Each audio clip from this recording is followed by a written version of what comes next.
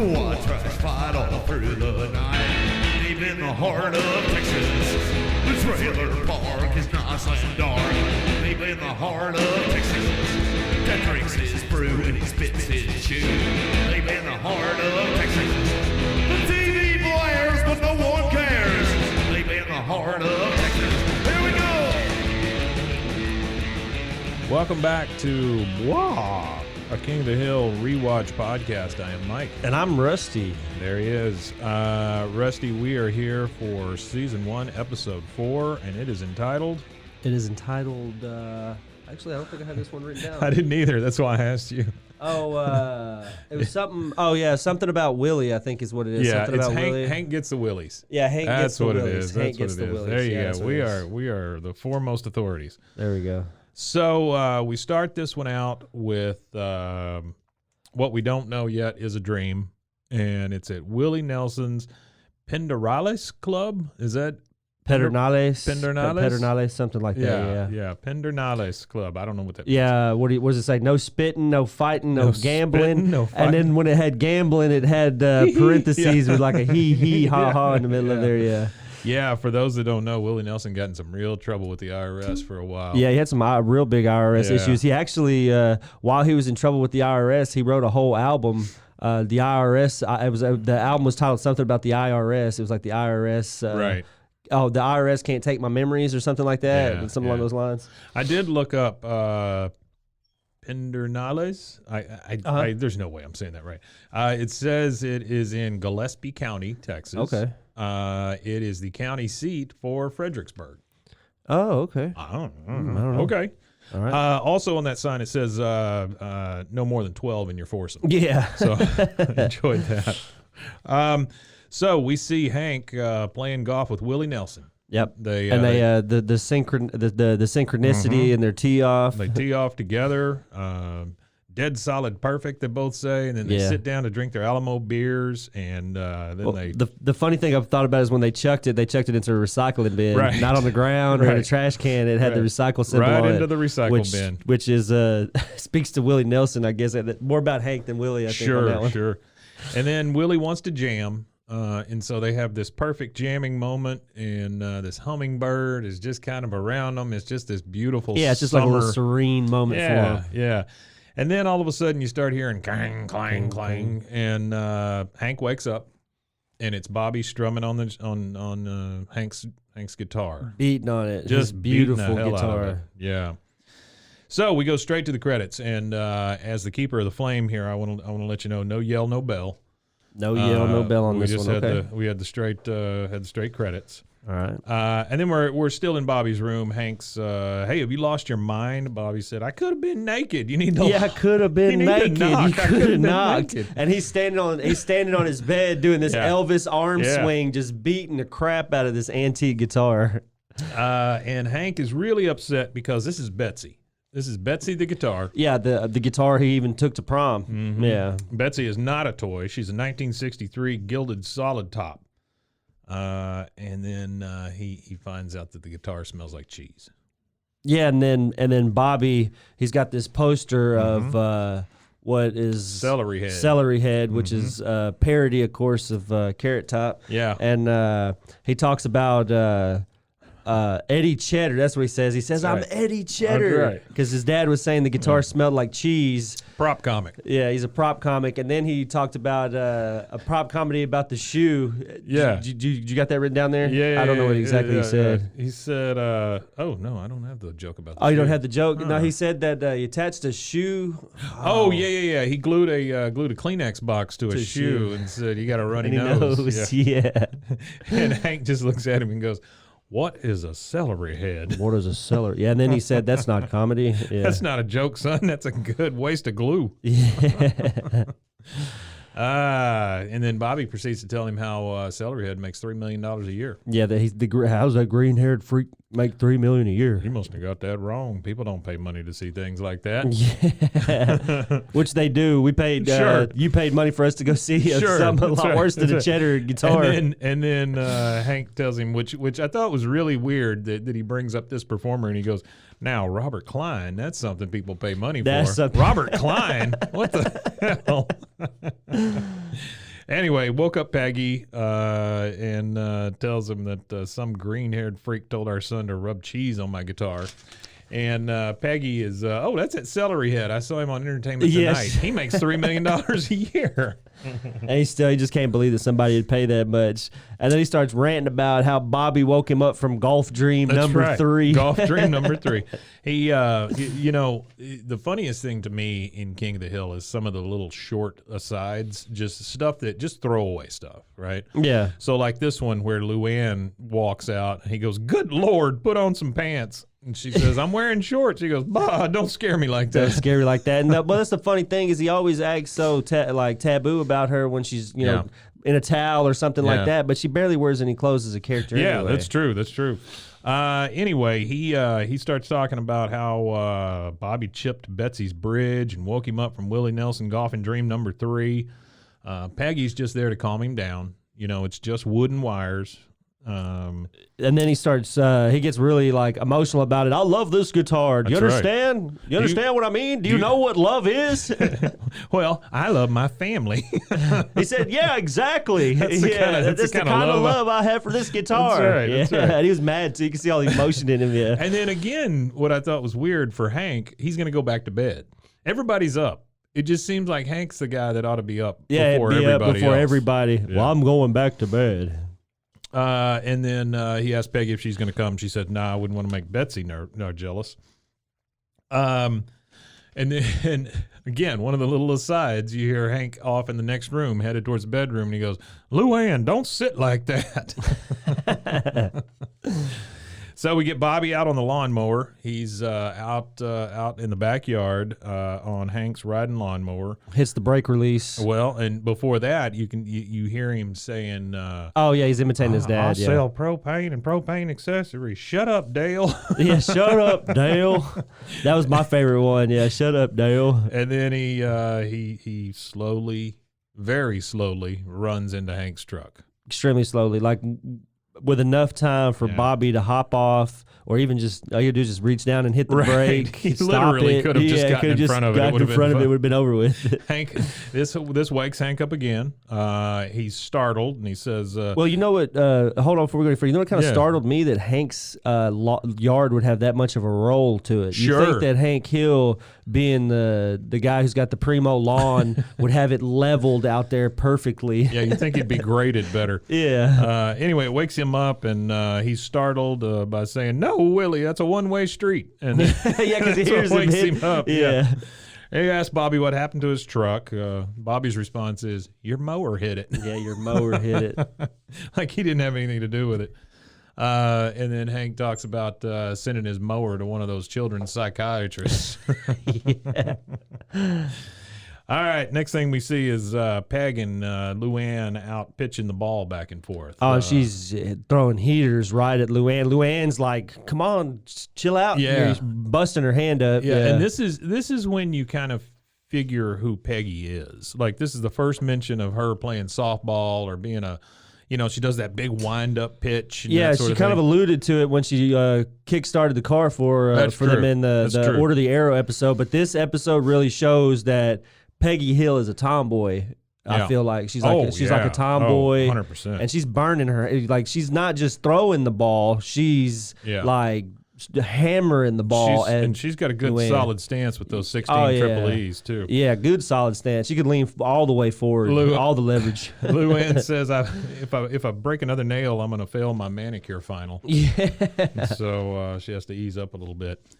Then we get Peggy, and Peggy questions her about what's going on at school, and she says, "Oh, I'm also failing braid work." And Oh, Peggy, yeah. Peggy has a little bit of advice for her. She says, braid work does not come natural to the women in our family, honey. You know it, I know it, and the whole town knows That's what it. was funny. Yeah, the whole town knows it. And she's not even from that town That's what I'm originally. She's saying. from Montana. Yeah, she Yeah. doesn't even know. Anyway, we go. The horn on the truck is just constantly going off because it's been hit by the mower. Bill, really helping out, says, "Sounds like your horn's going off." And then Dale climbs up or whatever, and he goes, "I was a nose hair away from obtaining inner peace." That's right. Yeah. He was meditating. Yeah. What's that chinging noise? There's a soundboard on the internet of Hank Hill, and that's one of the sounds that's on there is that. What's that chinging noise? Dale informs him that it's probably a stealth helicopter with noise canceling capability. They're still working to get the chings out. They're still working to get the chings out. Anyway, the horn stops honking because Dale kicked the truck, and Hank tells him don't take credit for that. Yeah. And then Bill wants to know how Dale knew about the stealth helicopters. And Dale says you got to go to alt.conspiracy.black.helicopters. Yeah, black dot helicopters. And then then again, it's another one of those asides. If you want the ultimate aside here, it's Boomhauer every time, right? Yeah, every time. He's dang old internet, baby, click, click, click, click, click, naked chicks. It's real easy, man. Yeah. Click, click, click, click, click, click. So next thing we see is Bobby. He is now using a pitching wedge, which we assume is Hank's. To, 6-iron. Oh, it's a 6-iron? It's a 6-iron, yeah. He's out there hitting dog shit with a 6-iron in the backyard. I thought it was dirt clots, Yeah. and so did Hank. He said, "Don't use a man's pitching wedge to hit clumps of mud. It's not mud; it's dog doo, Dad." Yeah, it's dog doo, Dad. So, and if I'm not mistaken, we're only on episode 4 here, but Hank is then in the kitchen scrubbing down the golf club. And is this the first time he says that boy ain't right? I think it is. I think it might be. I think this is the first. This boy might ain't be right. the first. The boy ain't right. Uh-huh. And then Peggy comes in, and you see that it kind of runs in the family because she's very upset that Hank's using Carlos. Oh yeah. The dish brush. The dish brush. Anyway. And I think that's really just speaking to her jealousy. I think she's just being facetious because of how sure. Hank is about his guitar, and it kind of really bothers her at the end of the day. Why can't Hank wants to know why Bobby can't do something useful like that boy in Canada that ran across with no legs? Oh yeah, the guy with one leg that ran across Canada. Yeah, that's right. Peggy says that Hank needs to spend some more time with Bobby, and he goes, "A full 18 holes. That's a lot of stress for a young boy. It is a lot of stress for a boy." But she thinks that needs to spend a little time mano a mano. Mano a mano. Yeah, her Spanglish. Yeah. The funny thing is her being the substitute teacher of the year and teaching Spanish. So Hank feels bad. He's out there trying to apologize to Bobby. Well, he's talking to Bobby for a second, and then he's Bobby, and he's sitting there playing the Game Boy, not paying attention to him. Tells him he's got a problem with concentration. Takes the Game Boy away from him, and Bobby's real upset because Hank just killed him. He said, "Well, you needed killing." Yeah, you might have needed a little killing. You don't have any goals. Bobby's like, "Can we go to Six Flags?" Yeah. And then he starts talking about you need idols and stuff like that. Yeah, and you how need he a talked hero. about how his hero was Willie Nelson, and then he talks about he said you need a hero beside that broccoli neck. Yeah, that broccoli neck.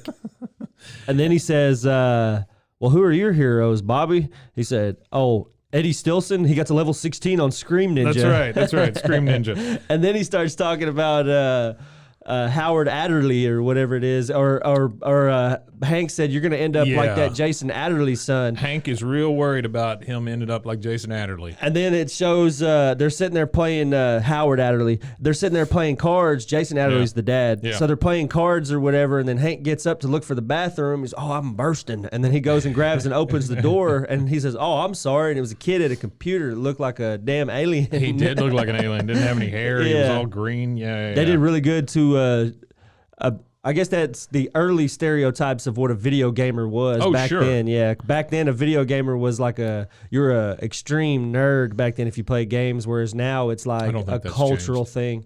No, it's a cultural thing now. Everybody, I think, does it. But yeah, no, it probably hasn't changed too much. Bobby's excited because Howard Adderley is his number 2 hero. Yeah, number 2 hero. He said, Bobby, you need to be lectured all afternoon.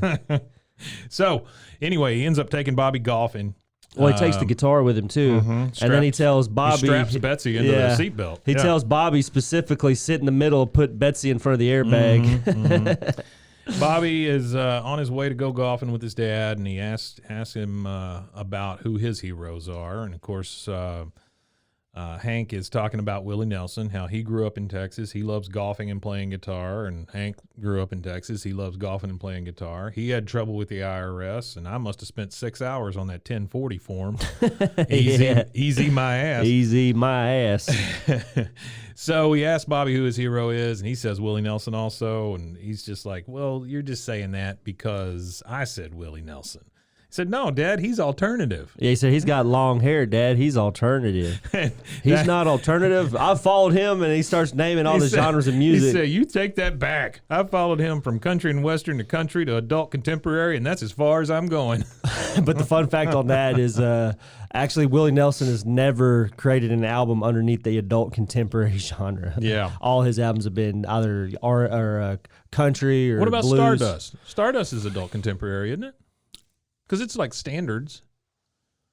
They don't consider it adult contemporary. Oh, It wasn't like on the the adult contemporary billboard I don't doubt was. that. They drive by Willie Nelson's Country Club, which is locked up and says property of the IRS on it. And you see a couple of IRS officials over there in a golf cart. Yeah, they drive by on the golf cart, That goes back to old Willie's tax issues. Yeah, we get that a couple more times. Which is funny. That's what I like about Willie Nelson is everybody, assumes that since he's this Texas boy that he's just going to be a diehard conservative. And it's real funny when you still see it even after all these years and his politics have been known. You still see it on social media and stuff like that where people are talking about Willie Nelson. And I'm like, he's very liberal, Very liberal. Yeah, smoked dope in the White House. Oh, yeah. It says then we get Luann and being driven to hair school by Peg. Yeah, to go practice or take her test or whatever it is. Yeah, and she's pumped up. She's going to show that braiding machine who's boss.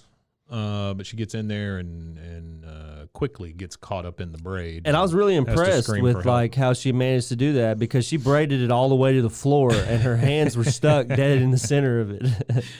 All right, and then we get Hank and Bobby are taking the guitar by for repairs. They're taking it to Earl's Guitars. He does new, used, and repairs, as seen on the window. And we get, and this is, Earl is voiced by the same guy who does Bill. Yeah. Stephen Root. And he says, what do you think's wrong with it? And he says, well, the bridge is the symptom, but fret asymmetry is the disease. I really think I like the voice that he chose to do for the guitar guy. The voice that he created for that, it's just real unique. I think it's comical too. He's real kind of. It seems like he's only smart with guitars. Yeah, like the guy's only focused on guitars. Oh, the guy lives for guitars. Yeah, he does comment that the guitar smells like a belly button. And I like how he says it smells like a belly button. Smells like a belly button. And then they start talking about it, and of course, Earl's son Les, and I'm assuming named after Les Paul, is standing there, and he goes like celery head, and he gets in on the whole celery. He gets head in thing. on it, yeah. And his dad looks just as disappointed as Hank looks. I'm Camembert Humperdinck. Yeah, and he goes, "Well, go back there and get alphabetize guitar strings." He goes, "By letter." By letter. Just go. Just go. Yeah. Yeah, and then we find out how funny Earl is because he asks Hank about selling the guitar, and Hank says, "No, it's not for sale." He says, "Well, most guys would sell their wives before they'd sell a guitar like this," and both of them chuckle. And then Hank's like, "Man, I got to remember that one." And then he goes, "Such a good joke." Yeah. And then he goes, "Well, I got a mess of them." And then he goes, "Hold on, what does he say?" He goes, "I got a million of them." And he says, "Women and guitars both come with strings attached." Yeah, strings attached. And then he goes, and then Hank's like leaning in, listening for the rest of them. You know, the big ones. And then he says, "Well, I guess that's the only ones I got." Yeah. So, and then we see a kind of a montage of Peggy around town. She talks to the mechanic. She talks to the hairdresser. She goes to a garage sale, and it's all griping about Betsy. That's about it how the whole Hank time. loved Betsy's. Yeah. She ends up buying a guitar for $5 or so the tag says. Just to smash it, yeah. From Mrs. Hellman. Yeah, and then just busts it right there on the ground. I don't know what Mrs. Hellman was thinking, but she had to be horrified. Yeah. Well, Peggy, you know, she's different. She is definitely Hoo-yah. has a lot. Yeah, hoo-yah. Hoo-yah. Definitely got a lot of residual mental health problems. So we transition to Hank, Dale, Boomhauer, Bill, and Bobby all out at the Arlen Public Golf Course. Boomhauer drives the ball. And it seems like, again, Boomhauer is the best at most of these things. Yeah. Boomhauer definitely seems. It's like him and Hank are the two athletic ones out of the bunch for sure. Hank's pretty. He does pretty good when there's sporting activities involved. Well, we find out later that they were all on the same football team, and Bill was like the big dumb blocker. He was like he would just get in the way. But Bill. No, he's the big dumb running back. Oh, that's right. The Bill-dozer. Bill-dozer. Right. Bill Dozer, yeah. Bill's been thinking about this whole hero worship thing, and he thinks that Santa Claus would be a good hero for Bobby. Yeah. He gets all those packages in 24 hours all over the world. And then Hank tells him he's dumb or something like that, and he goes, "Well, aren't you a mean one, Mr. Grinch?" Santa Claus is for babies. You're a mean one, Mr. Grinch. Dale drives, and of course Dale's bad at it. Yep. He exclaims about the damn Russian titanium alloy. Yeah, he tries to bend it. Yeah, that's right. Bill then gets up there to drive the ball, and he goes into his swing and then just stops for a long time. Oh, and then Boomhauer's sitting there in the golf cart, and he says, "Well, keep your arms straight, or just speed it the hell up." Speed it the hell up. That's right. Dale realizes he's out of cigarettes. And at the same time, Bobby asked him, Mr. Gribble, who's your hero? He said, "You are if you go get me some cigarettes." You are if you go get me some smokes. That's right. Yeah. Which is funny. I guess that's the first time that you get to see what's his name's crippling cigarette addiction, Dale's cigarette addiction, because I mean it's a theme throughout the whole entire show, but this is there's even a whole episode dedicated to it, but this is the first time where you get to see how bad he likes cigarettes is this episode, because they got another cigarette comment that comes later. So Bill's over there telling a joke about a priest and a stripper, and Hank gets upset because he's like, "Bill, the boy." He goes, and then the stripper says, "I've decided to repent and become a nun." Oh, and then Boomhauer starts like, laughing. Boomhauer's the only one that's laughing, and he goes, "Oh, dang old nun." Dang old nun. So Bobby picks up the club. He knocks the ball in the hole. First stroke. And the way he swings it is just... Yeah. He's like hugging it with his full body and using his whole body to hit it. Yeah. And Hank says, "You might be the next Lee Trevino." Yeah, he was that crazy accent. Yeah, I looked him up. He was I actually don't watch a lot of golf, and the only one I've ever heard of or know anything about are the ones that are like top 3. Yeah. So I looked him up, and he was the only thing that he never got, I think, was a Masters. But he got every other champion. He got 6 major championships. There used to be, and this is a Lee Trevino aside, there used to be a Mexican restaurant here in town called Trevino's. Oh, okay. And I remember going in there and seeing a picture of Lee Trevino on the wall, and apparently it was his cousin who owned the Mexican restaurant. Oh, that's cool. Yeah. Oh, that's awesome. Yeah. So anyway, they figure that Bobby's going to be great at golf, and so they have him try to tee off again a few times, and he's just terrible. Couldn't replicate it. Yeah. Yeah. Hank advises him that he should swing less like a girl. But anyway, Bobby ends up letting go of the club during his swing. It goes off into the airborne, distance. And you see just the shadow of somebody over there, and the club hits him right in the head and knocks him the hell out. Yep, and then they go over there, and sure enough, it's Willie Nelson, and then Dale slides up in the golf cart and tells Bobby, "Hop in. Hank, get rid of the witnesses." Well, first he says check his pocket for cigarettes. Yeah, check his pocket for cigarettes, yeah. And then he wants him to get rid of the witnesses, Hank just gushes all over Willie Nelson because this is truly his idol. Says he's been to every Farm Aid but one because he doesn't care much for that Bryan Adams. Yeah. And then now first he said, "Are you all right, Mr. Nelson?" He goes, "Am I bleeding from the ears?" He goes, "No." He said, "Well, I guess I'm all right." Guess I'm all right then. And so Hank takes this opportunity to possibly get Willie Nelson to sign something for him. He wishes he had his guitar with him. but instead he produces what I can only guess is like a scorecard. Yeah. Right. And says, make it out to my best friend. No, I don't want you to lie. Just make it out to my good friend. Yeah, and the thing is, the whole time he's chasing this golf cart as it's rolling down a hill, and like Willie don't look Willie's good like either. slumped over, like noticeably slumped over. One of my favorite parts of this, and it happens twice, is where they show where Willie signed something, and it's literally just one line. Just it's just a bunch of scribble. Yeah. But then they read it. They're like, they read it like there's actual to my something number there. one fan. It's just a scribble. Yeah. Yeah, so Willie's in the cart looking bad. Hank chases him, yells at him about how he's his hero, and Dale remarks that he took our cart. Yeah, he said he took our cart.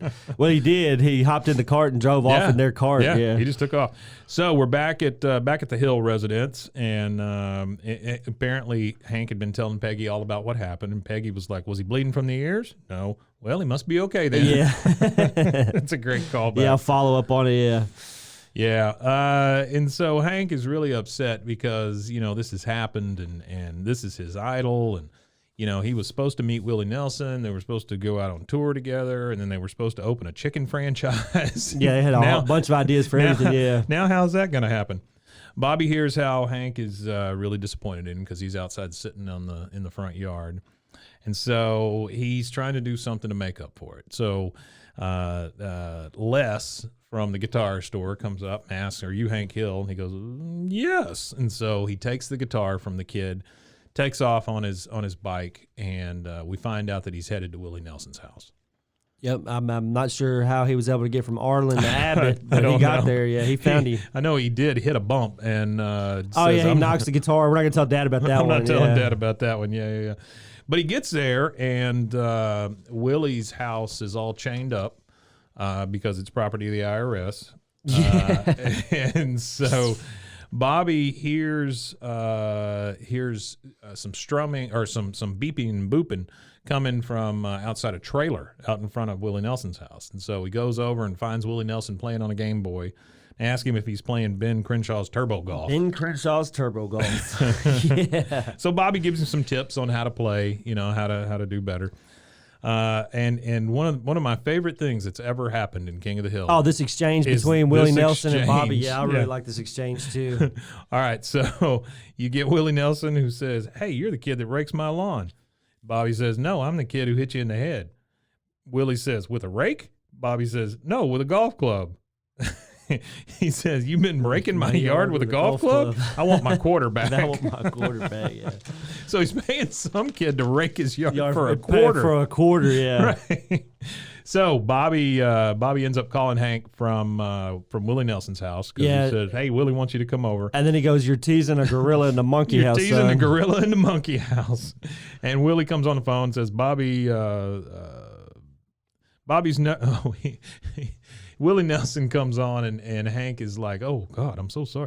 He goes, "Bobby's never stalked anyone before, and he's not very good at it." Yeah. Which would be something like you'd think Bobby would do, as awkward as Bobby is. You would, yeah, especially later in the series. So Hank ends up going to Willie's. There's at this point, there's a big party on the lawn. Oh, yeah, big party. Yeah, and he's just kind of walking around looking for Bobby, kind of yelling out for him. And then he does push one guy out of the way. Rooster. He says, "Get out of my way, Rooster Boy," and that's Lyle Lovett. Lyle Lovett, yeah. That was his nickname, was Rooster Boy. Yeah, Lyle Lovett. You never hear from Lyle, but I thought it was pretty funny. He sees Bobby playing with Willie, and walks up to him, and he's still real worried that Bobby has been stalking Willie Nelson. And Willie says to him, "I hear you're a good guitar player, and you've got a narrow urethra." Yeah. Actually, is this the first? Is that also the first narrow urethra? Maybe. That might be. I have to look back. I have to go back and watch the last 5 episodes and see if that is. So Willie had signed Hank's guitar, and excuse me. Willie ended up signing Hank's guitar, and again, we go back to the scribble. Yeah, it's just a scribble on a piece of paper. To my number one fan. My number one fan. Yeah. And then we see Luann braiding. It's back at Hank's house, and Luann is on the couch with Peggy, and she's braiding her hair and gets a call. And Luann's very disappointed because she almost had it. She almost had that braid. That's right. And Willie Hank tells Peggy all about how Willie wants him to come to his house and all this stuff. And she goes, well, I'm sorry, I can't make it. Ann Richards and I are doing our toenails. Yeah, and then Willie picks up the phone and says, no, you're not. She's over here playing volleyball with... That's right. She's playing tetherball. Tetherball, yeah. Yeah, she's playing with tetherball the roadies. with one of my roadies, yeah. We get there, and Hank is playing Betsy with Willie, who's playing Trigger, which is Willie Nelson's guitar for years and years and years. Wore-out guitar, but it's his guitar. And Peggy overhears Hank recite that joke again. I'd sell my wife before I'd sell my guitar, and boy, does that piss her off. Oh, it pisses her off. Yeah, she goes and sits with what's his name? Dennis Hopper. She goes and sits with Dennis Hopper. Which this is actually Dennis Hopper's voice. So it's the first two celebrity appearances, I think, for celebrity voices. One of the funny things that happens between them, though, is Boomhauer and Bob Dylan over by a tree, just mumbling at each other. Yeah. And he was like, it sounded like he was doing song lyrics, like he was like doing song titles or whatever. Yeah.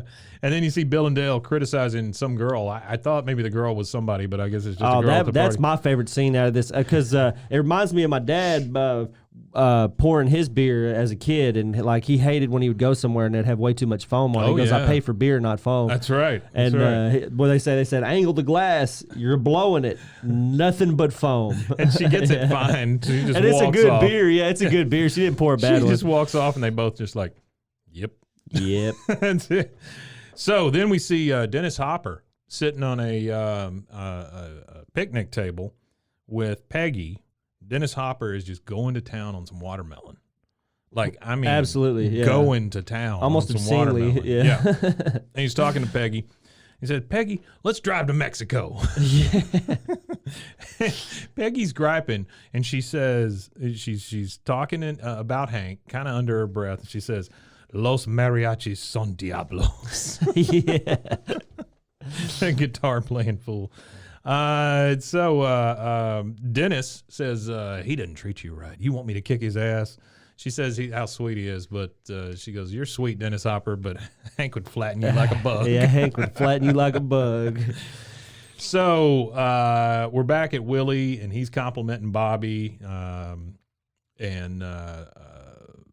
he said, that's some boy you got there. And Hank's like, well, I don't know. When I was your age, I worshiped you and Jesus, of course. Yeah. Talking to and Willie then he kind of goes on about how he feels about Bobby and all the stuff that Bobby's done throughout the episode, and how he feels. And he looks at, and this is where you get your morality lesson from, is right here. So he goes, well, he needs a hero. And he goes, well, Hank Hall. He calls him Hank Hall. He said, Bobby wants to play your guitar, your mower, wants to ride your mower. He goes, well, maybe you are his hero, Hank Hall. Yeah. And it clicks for Hank at that point, and Hank and Bobby kind of bond over that, and Hank starts singing that song that he wrote a long time ago about Peggy, about Peg-a-leg. Peg-a-leg. Yeah. And it's funny because like in all situation comedy fashion, she overhears it and all's forgiven. All's forgiven. Everything's great. All's forgiven. It takes her back to the moment in time where he wrote that song for her. Yeah. I was headed over here to knock you 6 ways to Sunday, and then I saw you playing that guitar and singing that song. I love you, propane man. Yeah.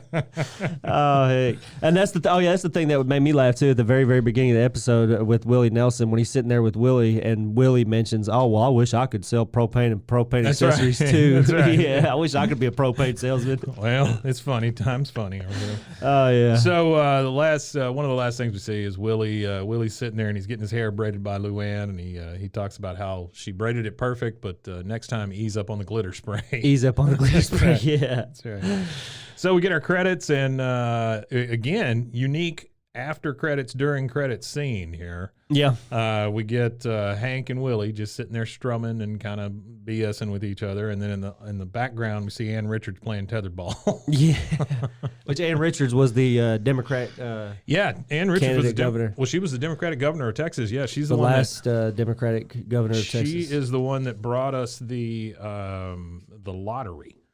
We did not have the lottery until Ann Richards. Oh, I didn't know that. Yeah. I didn't know that. She's the one that signed it in. She's the one that promised that all the money would go to education. And obviously that's happened because our educational system here in Texas is wonderful. Premier. Well, I'm sure she had good intentions, but I guess I'm sure. I guess since she was the last Democratic president, or governor, sorry, Yeah. not president. Yeah, Texas is a funny place. When we have Democratic governors, they're almost more Republican than the Republicans sometimes. Sometimes, absolutely. And if we can get a Democratic governor, that's the key. Yeah. Can't even really they can't even really get a word in edgewise because of the gerrymandering and stuff. Sure. Yeah. Well, this episode is absolutely one of my favorites. It's got some great quotes in it. It is now you were telling me before this that it was written by. Oh yeah, it was written by. Hold on, let me grab my notes back out here. Yeah. So it was written by. This episode was written by Johnny Hardwick. Okay, and he's the guy who voices Dale. He's a great comedian. And then it was directed by a guy named Monty Young, and it was really hard to find anything about him. I had to dig for it, but apparently in the 90s he was really involved with Disney TV. So Winnie the Pooh, Gummy Bears, DuckTales, Rescue Rangers, Aladdin, The Wuzzles, and he did all that. And then in 97 he did King of the Hill. So he did 3 episodes of King of the Hill, and then went on to do Cow and Chicken, and then went on to do Family Guy, and then it sounds like King of the Hill really changed the trajectory of this guy because he was doing Gummy Bears and stuff like that. And absolutely. And then he does King of the Hill, and then all of a sudden he's like Cow and Chicken. Yeah, he went from campy kids comedy on TV to doing King of the Hill, and then going from King of the Hill to going to outlandish crap like Cow and Chicken. I don't know how you go from there to there, but Cow and Chicken, that was a really odd, weird one. Yeah. Well, this was another good one. Yeah, it was great. It was a great one. It's a great episode. Wimatanye to you as well. And I guess we'll call it quits. That's it. That's a wrap. That's an episode. Now we got to go watch episode 5. 1,000 times. 1,000 times. Just to make sure. This is like purgatory all of a sudden. Almost. I've watched a lot of King of the Hill. I don't mind it, though. All right, man. Well, you guys take it easy. Wimatanye to all of you, and we'll see you next time, I'll tell you what. Wimatanye.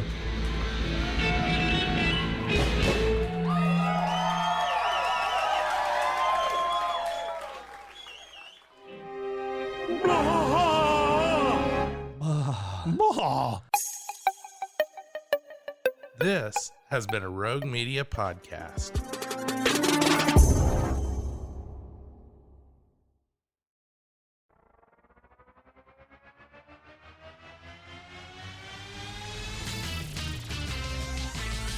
Bros and foes and heroes. Gonna tell you about bros and foes and heroes. Gonna tell you about. Hey, I'm Zach. And I'm Mike. And we have a fantastic new podcast to tell you about. Bros, Foes, and Heroes. It's the two of us looking into the world of comics, breaking down some characters that you may have never heard of, and some that are just absolutely ridiculous. Yeah, so Zach comes up with a character each time, and I go into it just completely blind. I don't know who this person is or what their abilities are or anything, and basically I guess we kind of go over their origin story and just some of the ridiculous stuff that maybe, especially Golden Age stuff. Oh, Golden Age stuff is always the best, and we will make sure to highlight all of the shenanigans and just absolute weirdness of everything. Yeah, that's right. So subscribe today and follow us on Instagram at Bros, Foes, Heroes. And if you don't, I know where you live. Not really, but please subscribe. Bros and foes and heroes. Gonna tell you about bros and foes and heroes. Gonna tell you about.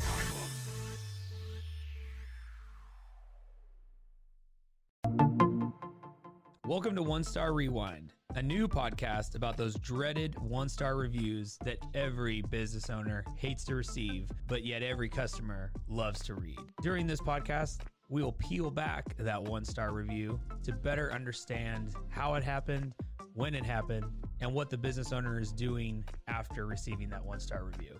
This podcast will be about love, hate, and laughter. On One Star Rewind, We will meet with real business owners who will tell their stories and how they do rely on reviews for their business. Follow us on Facebook, Instagram, or download us at roguemedianetwork.com. Please subscribe, but only rate and review for not a 1-star review. Join us each time for a new review and a new story.